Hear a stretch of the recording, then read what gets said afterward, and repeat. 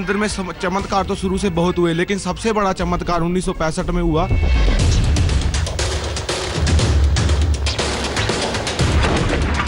हजारों गोले बरसाए गए 4 दिन के लिए।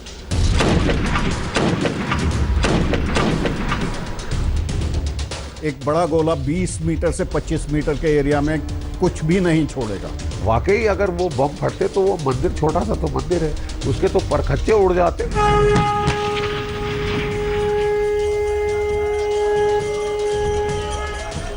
जो भी बम गिरे वो ऐसे फूल की तरह बिखरते गए। तो एयरफोर्स पायलट होते हैं, उन्होंने भी इस मंदिर के ऊपर जहाज के जरिए बम गिराए, लेकिन बम कोई भी फटता नहीं था, बम वैसे गिरता रहा।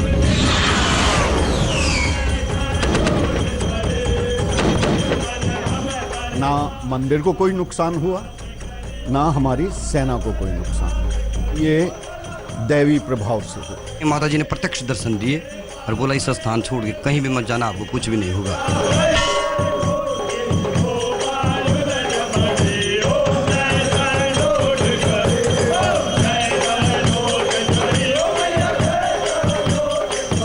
चमत्कार के जो किस्से आमतौर पर हम सुनते हैं वो 1000 साल पुराने होते हैं, कम से कम कई 100 साल पुराने तो होते ही हैं। लेकिन आज अद्भुत, अकल्पनीय, अविश्वसनीय में जो कहानी हम आपको सुनाने वाले हैं वो केवल 50 साल ही पुरानी है। आइए हमारे साथ इस सफर पर। आज जो कहानी हम आपको सुनाने जा रहे हैं वो युद्ध की है, वीरता की है, जीत की है, चमत्कार की।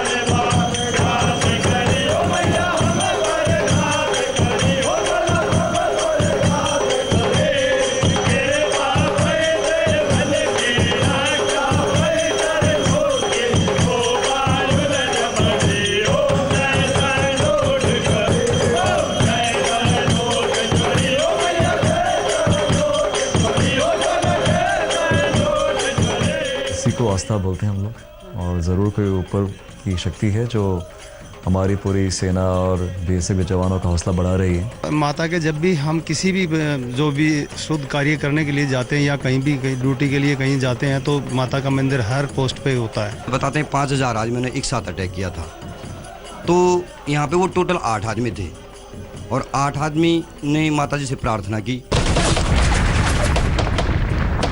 बात 1965 की, जब पाकिस्तान ने भारत पर आक्रमण कर दिया।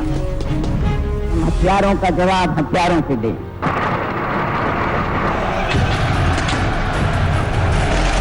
अमेरिका और चीन की चापलूसी कर करके पाकिस्तान के पास एक से बढ़कर एक हथियार थे।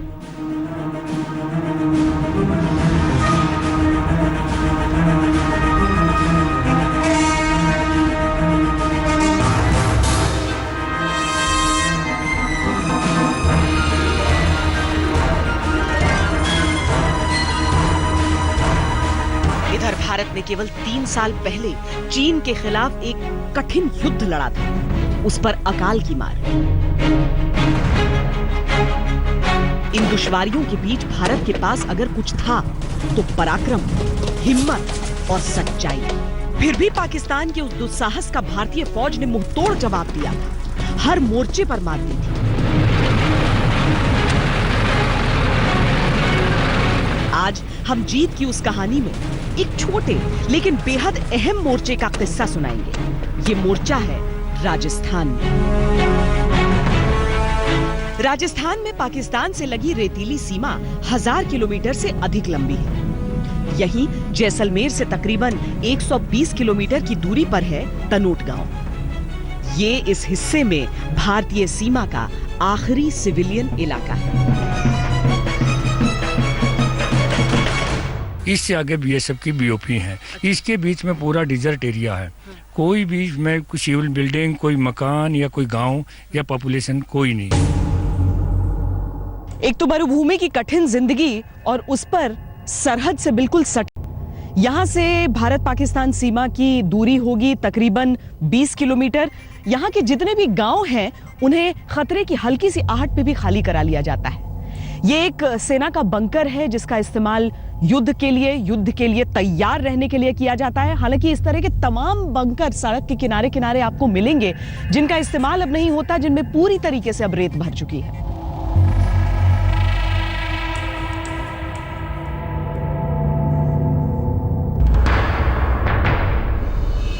सीमा पार से हल्की सी भी आहट होती है तो इस गांव को खाली करने का फरमान जारी कर दिया जाता है। हालांकि लोग खतरे के बावजूद अपने इस गांव में खुद को अधिक सुरक्षित महसूस करते हैं और इसकी एक बड़ी वजह है। तो माता की यहाँ पे बहुत बड़ा चमत्कार है। जो भी भक्त आते हैं सभी प्रकार से मनोकामना से पूर्ण हो जाता है, कष्टों से निवारण हो जाता है। और जो चमत्कार आपने सामने देखा ही होगा कि 1965 में यहाँ 450 बम गिरे थे जो कि मंदिर परिसर में भी गिरे थे, तो वो फूल की तरफ बिखरते गए। ये कोई अफवाह, भ्रम या मिथक नहीं, ये एक ऐसा चमत्कार है जिसके प्रत्यक्षदर्शी आज भी जिंदा हैं, जिन्होंने तनोट माता के आशीर्वाद को आंखों से देखा है। बॉम्ब उन्होंने फायर किए थे, वो 25 पाउंडर के बॉम्ब हो सकते हैं, शेल्स हो सकते हैं। 105 मिलीमीटर शेल्स वहाँ पे फायर हुए थे, 120 मिलीमीटर मोटर्स और 81 मिलीमीटर मोटर जैसे बम वहाँ पे खूब बरसाए गए थे उस स्थान के ऊपर। यही तो देखिए दैवियों की बात है कि इतने सारे शेल फटने के बाद भी वहाँ कोई शेल फट नहीं पाया। उस प्रताप है देखिए मंदिर का, या क्या आप कुछ भी कह लीजिए। 1965 युद्ध में पाकिस्तान का निशाना तो कश्मीर था, लेकिन भारत पाकिस्तान की पूरी सीमा सुलग रही थी। उसी जंग में पाकिस्तान ने अपनी तोपों का मुंह तनोट गांव की ओर मोड़ दिया। शेलिंग इतनी जबरदस्त हुई कि केवल मंदिर परिसर में ही 450 बम गिरे। युद्ध के दौरान पैटर्न टैंक इस्तेमाल कर रहा था। उनके पास मीडियम आर्टिलरी थी, फील्ड आर्टिलरी थी, लाइट मोटर्स और हॉविट्जर का इस्तेमाल हो रहा था। पाकिस्तानी सैनिक ये तो देख रहे थे कि उनके तोपों से गोले निकल रहे हैं, लेकिन उन्हें ये समझ नहीं आ रहा था कि वो जहां गिर रहे हैं वहां धमाका क्यों नहीं हो रहा। मानो सामने कोई अदृश्य शक्ति उन खूंखार गोलों को विस्फोट से पहले ही निकल जा रही थी। बौखलाहट में पाकिस्तानी सैनिक गोले दागते रहे, पर न तो कोई गोला फटा, न किसी का बाल भी बांका हुआ।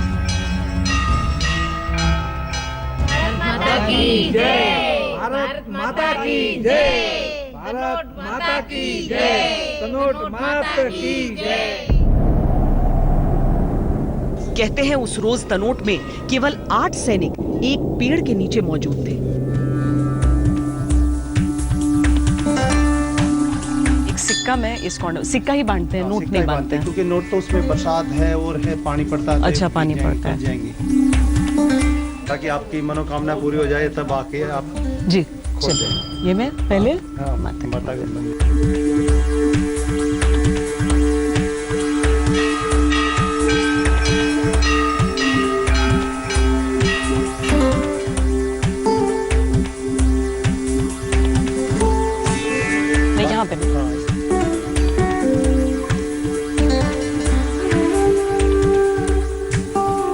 ये पेड़ जो आप देख रहे हैं, दरअसल हम इसे मन्नतों का पेड़ कह सकते हैं। रक्षा का भी ये पेड़ है, क्योंकि जब युद्ध हुआ था और उसके नीचे एक टेंट था जिसमें 8 लोगों का जिक्र होता है कि वहां पर मौजूद थे। जब ये पहला चमत्कार सबने अपनी आंखों से देखा था, तब से ये पेड़ प्रत्यक्ष खड़ा देख रहा है। और यहाँ पर जो हजारों मन्नतों के रुमाल आप देख रहे हैं, ये अनगिनत लोगों की मन्नतें हैं जो यहाँ पर अपने रुमाल में अपनी मन्नत को बांध कर जाते हैं, इस उम्मीद के साथ कि माता उनकी सुनेंगी, उनकी मन्नत पूरी होगी। और उसके बाद ये भी हमें लोग बताते हैं कि जितने रुमाल बंधते नहीं हैं, उससे ज्यादा रुमालों को खोलने के लिए यहाँ पर श्रद्धालु आते हैं, क्योंकि उनकी मन्नत पूरी हो गई। हर कोई अपनी श्रद्धा होती है, अपनी कोई इच्छा होती है, तो अपनी इच्छा पूर्ति के लिए यहाँ पे हर कोई आता है। तो मैं भी अपने आया था कि मेरी जो इच्छा है वो मतलब माता पूरी करेंगी।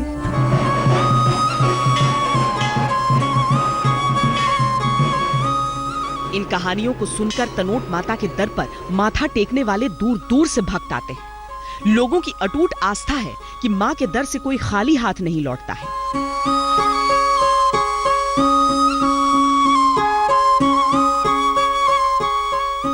हमारी जो भी कुछ मन की इच्छा है, ऐसे पूर्ण है, वो हमारी पूर्ण हो जाए। आपकी मनोकामना पूरी हुई है? आप यहाँ दर्शन के लिए आए? हाँ, दर्शन के लिए आए। क्या हुआ? अभी मेरा कुछ साल के बाद पहले आए थे हम यहाँ पे, तभी एक मन्नत रखी थी कि मेरा ज्वाइनिंग कोई अच्छी तरह से नौकरी में हो जावे। अभी यहाँ पे 365 साड़ी का चढ़ावा करेंगे यहाँ पे। अच्छा। हाँ, तो अभी मन्नत मेरी ज्वाइनिंग हो गया ONGC में, इसलिए मेरी मन्नत पूरी हुई, इसीलिए आज हम लेके आए सब चढ़ावा करने के लिए। दर्शन करने आते हैं, हमें यहाँ अच्छा लगता है आके। माता जी हमारी कुल देवी है। जिस दौर की कहानी हम आपको सुना रहे हैं, उस वक्त तनोट माता का ये मंदिर इतना विस्तृत नहीं था। बाहरी हिस्सों का निर्माण हाल के वर्षों में हुआ है।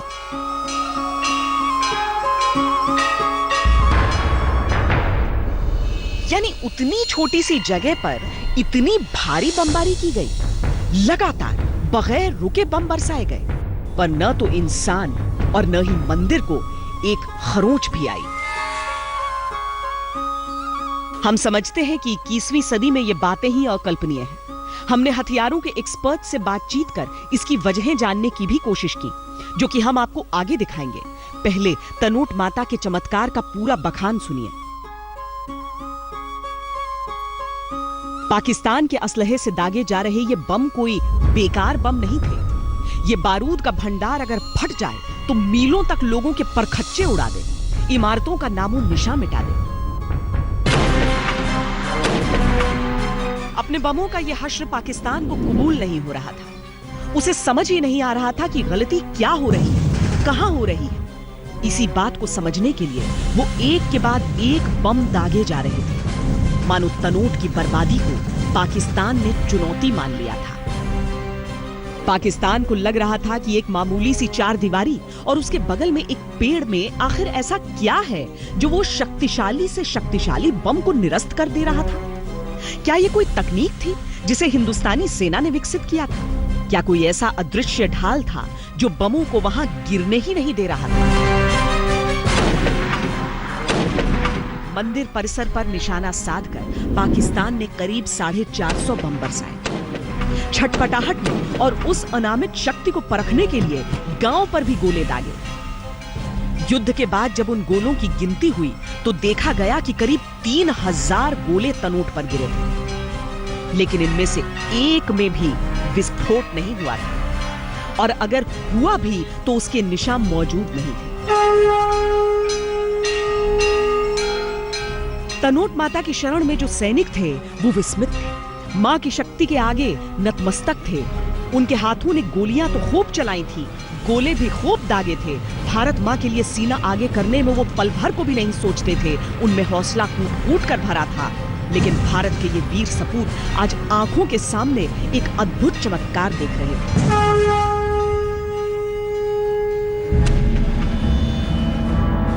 सरहद पार पाकिस्तानी सेना के होश उड़े हुए थे। उसकी समझ से परे था कि हथियारों से भी ताकतवर कुछ हो सकता है। उसकी सोच में यह बात नहीं समा रही थी कि आखिर युद्ध के मैदान में सामने खड़े दुश्मन से उसका मुकाबला है या किसी ऐसी शक्ति से जो परालौकिक है। पाकिस्तान को उस रोज तो कुछ भी पता नहीं चला, लेकिन जल्द ही उसका सामना उस हकीकत से होने वाला था जो अविश्वसनीय था, अकल्पनीय था। पाकिस्तान की आस्था की वो अद्भुत कहानी दिखाएंगे इस ब्रेक के बाद।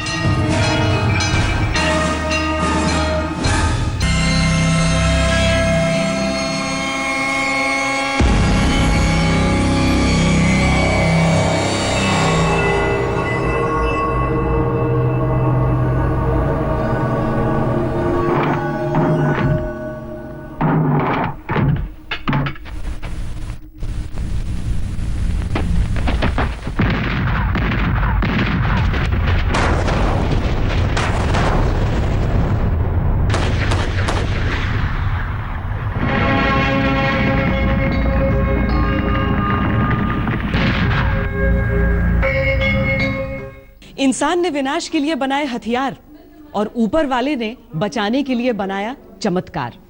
ये उसी का एक उदाहरण है।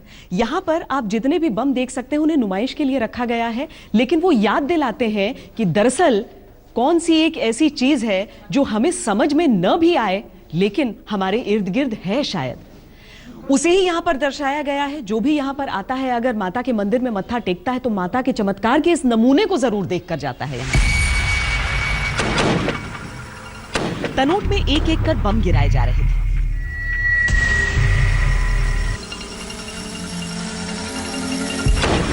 रेतीली जमीन पर न जाने कितने विस्फोटक धंसते जा रहे थे, पर न तो विस्फोट हो रहा था न ही विनाश।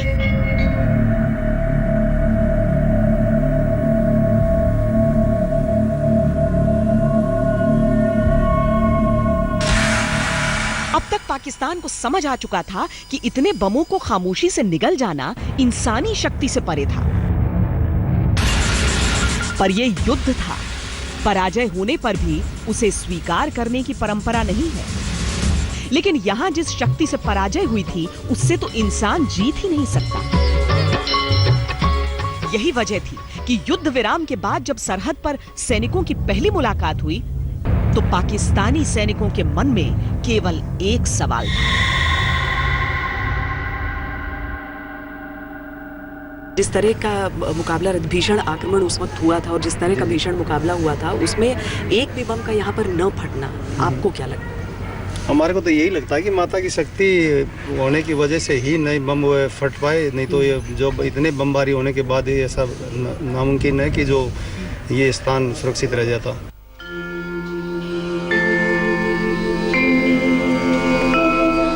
पाकिस्तानी जनरल ने न केवल तनोट माता के दर्शन किए बल्कि छतर चढ़ाया, ऊपर वाले के दरबार में खामोशी से अपनी हार स्वीकार की, क्योंकि दुनिया का विज्ञान भले ही इसकी वजह तलाशे, जिसने हथियार चलाया उसे तो उस हथियार की ताकत का पूरा अंदाजा था। तनोट मां की मूर्ति के सामने माथा टेकने वाले लोग उतनी ही आस्था से इन बमों के दर्शन करके जाते हैं।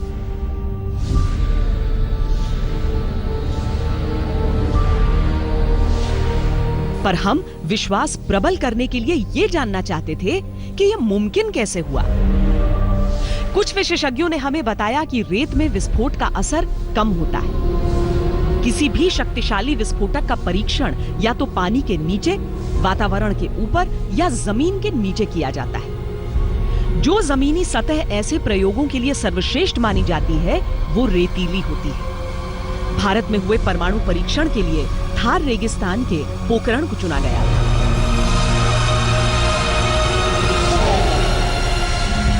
सिर्फ पोखरण ही नहीं बल्कि दुनिया भर में कई एटॉमिक और न्यूक्लियर परीक्षण रेगिस्तान में किए गए हैं। अब फिर से अगर तनोट का जिक्र करें तो यहाँ जिन बमों का इस्तेमाल किया गया वो ताकत में इन परमाणु बमों से कई 100 गुना कम है। साथ ही ये ऐसे शेल्स हैं जो कि इम्पैक्ट यानी कि टक्कर पर फटते हैं। ऐसे में इतना भी स्पष्ट है कि रेतीली जमीन से टक्कर कभी भी जोरदार नहीं हो सकती। तो क्या तनोट की कहानी भी रेत में बमों के दफन होने की हो सकती है?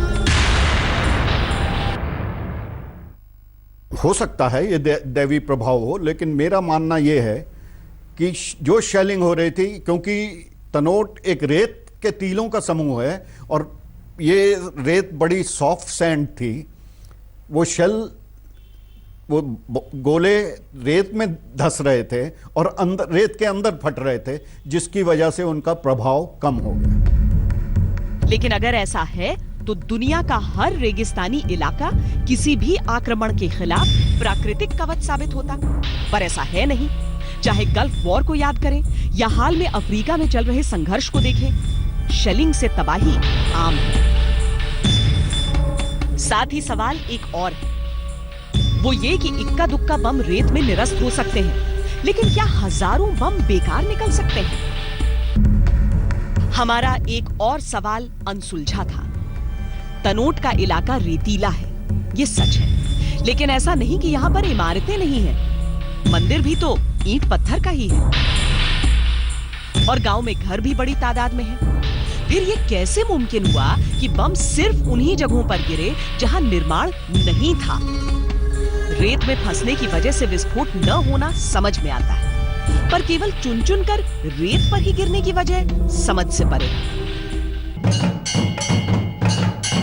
जो विश्वास नहीं करते वो किसी भी तर्क को तलाशते ही नहीं, लेकिन तर्क के हर पहलू को टटोलें तो इस बात में दम नहीं कि किसी देश के हथियारों की खेप खराब निकल जाए या 3000 बम दागे जाएं और कोई भी निशाने पर न गिरे। अगर ये इत्तेफाक है तो अद्भुत इत्तेफाक है।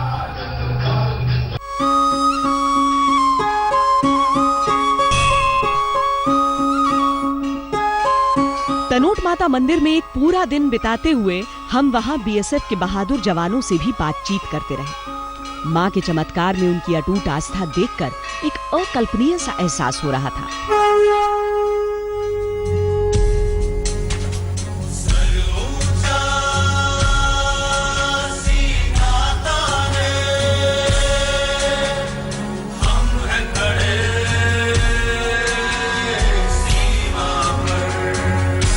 घर परिवार से दूर सीमाओं की सुरक्षा में तैनात ये जवान हिंदुस्तान का फर्स्ट लाइन ऑफ डिफेंस है, यानी दुश्मन की पहली गोली यही जवान झेलते हैं। इनकी वीरता भी अद्भुत है, इनका विश्वास भी अद्भुत है।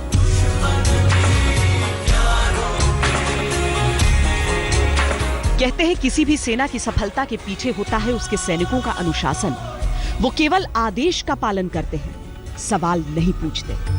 तनोट माता के दर पर सवालों के जवाब हम तलाश रहे थे। उन जवानों को तो यकीन था उस हकीकत पर जिसे हम चमत्कार मान रहे थे।